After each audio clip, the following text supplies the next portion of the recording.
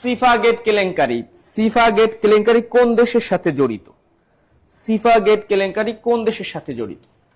সিফাগেট কেলেঙ্কারি, সিফা হচ্ছে চীনের একটা খাবারের নাম। এই সিফাগেট কেলেঙ্কারি দেখেন, সম্প্রতি পেরুর যে অন্তর্বর্তীকালীন সরকার ছিলেন, প্রেসিডেন্ট ছিলেন, উনি গোপনে গোপনে চীনের এক ব্যবসায়ীর সাথে আতাত করছে কোন এক বিষয়ে, ওনারা চুক্তি করছে। এটা হচ্ছে কি ছিল না, মানে এটা ছিল কি ওনাদের নিজেদের ব্যক্তিগত, কোনো রাষ্ট্রীয় কোনো পলিসির মধ্যে ছিল না।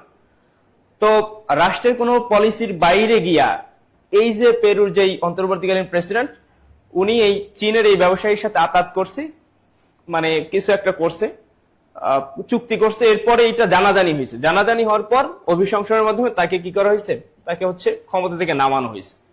তাহলে সিফাগেট কেলেঙ্কারি কোন দেশের সাথে সম্পর্কিত? পেরুর সাথে সম্পর্কিত। মনে রাখেন, এই ধরনের কেলেঙ্কারি কিন্তু প্রায় পরীক্ষা আসে। এর আগে আমরা দেখি কিছু কেলেঙ্কারি এর আগে ছিল, ওই যে আপনার ইন্ডিয়ায় ছিল বোফোর্স কেলেঙ্কারি, বোফোর্স, এই ধরনের কেলেঙ্কারি কিন্তু আমরা পড়ি আন্তর্জাতিক। বোফোর্স কেলেঙ্কারি, এই বোফোর্স কেলেঙ্কারির সাথে কে জড়িত ছিল?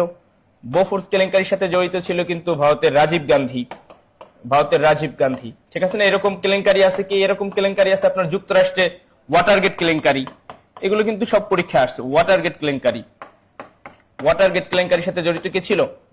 ওয়াটারগেট কেলেঙ্কারি, এটা যুক্তরাষ্ট্রের সাথে জড়িত, যুক্তরাষ্ট্রের রিচার্ড নিক্সন। ওয়াটারগেট কেলেঙ্কারির সাথে যুক্তরাষ্ট্রের কোন প্রেসিডেন্ট জড়িত ছিল? Richard Nixon, Richard Nixon. তাহলে এরকম কেলেঙ্কারি কিন্তু প্রায় বের হয়, রিচার্ড নিক্সন, ঠিক আছে? তাহলে ওয়াটারগেট কেলেঙ্কারির সাথে জড়িত রিচার্ড নিক্সন, বোফোর্স কেলেঙ্কারির সাথে জড়িত রাজীব গান্ধী, আর এই সিফাগেট কেলেঙ্কারির সাথে জড়িত এই যে পেরুর যে অন্তর্বর্তীকালীন রাষ্ট্রপতি ছিল উনি।